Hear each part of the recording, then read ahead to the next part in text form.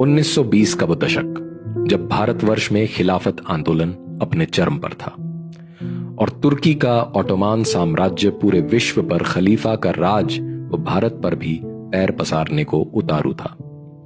तब एक हिंदू महात्मा ने कुछ ऐसा किया जिसे करना तो दूर, उसकी कल्पना भी उस समय कोई नहीं कर सकता था। दिल्ली की जामा मस्जिद से वेदोच्चारण। कौन थे वो हिंदू महात्मा? उनका नाम था स्वामी श्रद्धानंद। स्वामी श्रद्धानंद, जिनके बचपन का नाम मुंशीराम विज था, का जन्म 22 फरवरी 1856 को जालंधर पंजाब में हुआ। एक पुलिस अधिकारी के घर जन्मे मुंशीराम घर में सबसे छोटे थे। प्राथमिक शिक्षा काशी व कानून की पढ़ाई लाहौर में करने के दौरान मुंशीराम का झुकाव एक अलहड़ युवा की ही भांति नास्तिकता की ओर हो गया। परंतु उन्हें कहां ज्ञात था कि स्वामी दयानंद सरस्वती व आर्य समाज उनके नास्तिक जीवन व निष्प्राण हो चुकी विचारधारा का मृतोत्थान करने मात्र को ही उनके जीवन में आए थे। 1879 में स्वामी दयानंद से दीक्षा व सनातनी अवलोकन मिलने के पश्चात स्वामी श्रद्धानंद ने पुनः मुड़कर नहीं देखा। ये कहना भी अनुचित न होगा कि एक सच्चा नास्तिक एक सच्चे आस्तिक में परिवर्तित हो गया था। उन दिनों अंग्रेजों द्वारा मैकॉली शिक्षा पद्धति का प्रचार प्रसार हो रहा था व गुरुकुलों को निरंतर समाप्त किया जा रहा था। अंग्रेज हिंदू सभ्यता को नष्ट करने को तत्पर थे व गुरुकुल इस मार्ग में उनका सबसे विशाल अवरोध थे। ऐसे में हिंदू सभ्यता को आवश्यकता थी एक योद्धा की, जो संस्कृति के पुनरुत्थान हेतु कार्य कर सके। इस समय स्वामी श्रद्धानंद ने वैदिक शिक्षा ग्रहण करने के उपरांत गुरुकुलों को पुनः सजीव करने की ओर कदम बढ़ाए। स्वामी जी ने 1892 में पंजाब आर्य समाज की स्थापना के उपरांत ही गुरुकुलों का भी अभिषेक प्रारंभ किया।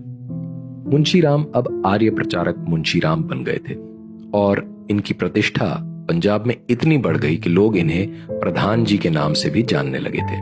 बहुत कम लोगों को ज्ञात है कि अधीनता के उस समय में आगे चलकर प्रधान जी ने वीर अर्जुन नामक एक समाचार पत्र का राष्ट्रीय स्तर पर प्रकाशन भी किया था।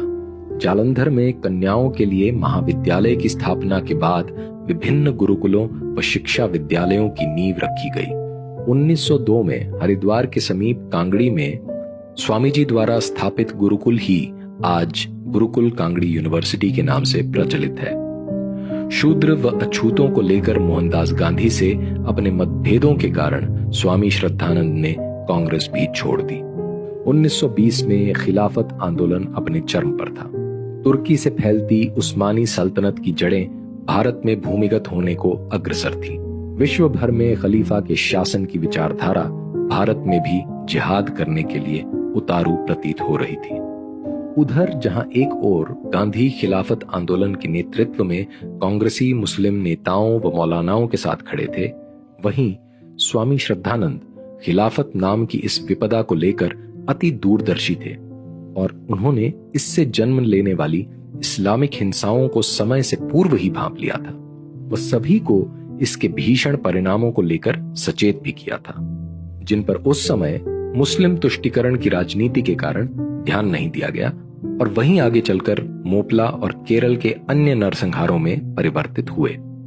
1921 के कांग्रेस अहमदाबाद अधिवेशन में भी इसका प्रमाण तब मिला जब कांग्रेस के ही मुस्लिम नेताओं ने अपना शिविर एवं खलीफा सहयोगी चांद सितारे का झंडा अलग लगाया। शास्त्र शिक्षा के लिए प्रचलित स्वामी श्रद्धानंद ने अपनी शस्त्र शिक्षा का परिचय तब दिया जब 1919 में ब्रिटिश सरकार द्वारा भारतीयों पर अध्यारोपित किए गए मार्शल लॉ व राउलेट एक्ट का विरोध करते हुए उन्होंने दिल्ली कूच कर डाली। वह चांदनी चौक के चर्चित चौराहे पर अंग्रेजी सरकार की बंदूकों के समक्ष अपना वक्षस्थल कर उनकी संगीनों को झुकने पर विवश कर दिया।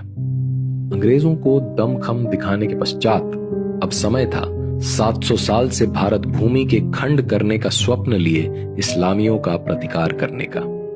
इस्लाम पर आक्षेप की नींव रखते हुए स्वामी जी ने 1922 में जामा मस्जिद परिसर में वेदोच्चारण किया और किसी मस्जिद में वेद पढ़ने वाले पहले व एकमात्र हिंदू बने, अथवा वहीं से प्रोत्साहन प्रारंभ हुआ शुद्धि आंदोलन यानी तलवार की नोक पर इस्लाम कबूलवाए गए दरिद्र हिंदुओं की घर वापसी का।